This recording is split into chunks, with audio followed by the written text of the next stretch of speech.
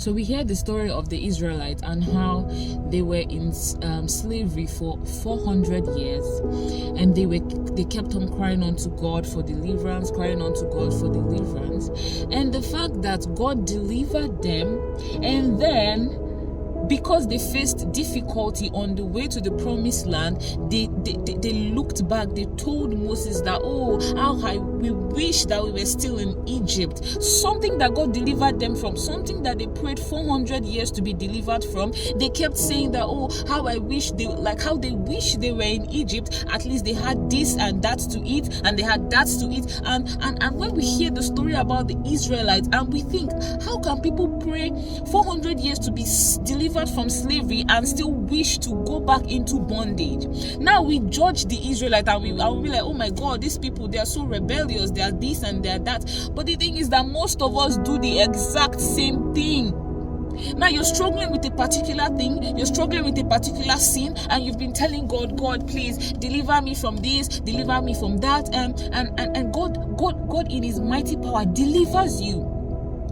And when the deliverance process gets when you've not gotten to, when you're between the promised land and the process it takes to get to that promised land, when you're between the place where God is trying to fully purify you, and before you get to that place where you're completely and completely free from that particular thing, we look back. When you go through the hardness of what it takes to be purified by fire, we look back and we are like, oh my God, how I wish, at least when God, especially maybe when God delivers you from an abusive person, or maybe when God delivers you from a particular situation, and then you keep on looking back, you're like, oh God, at least when I was with this person, he was spoiling me silly. And I'm sure the Holy Spirit just be like, what? Ungrateful much? So we judge the Israelites and be like, oh, how could they even fathom that they wished to go back into slavery? Because slavery, they suffered for years. They were under the government of Egypt, and see, all it took God to bring them out of Egypt, and then they would still ever fathom in their mind that they would prefer to go back to slavery.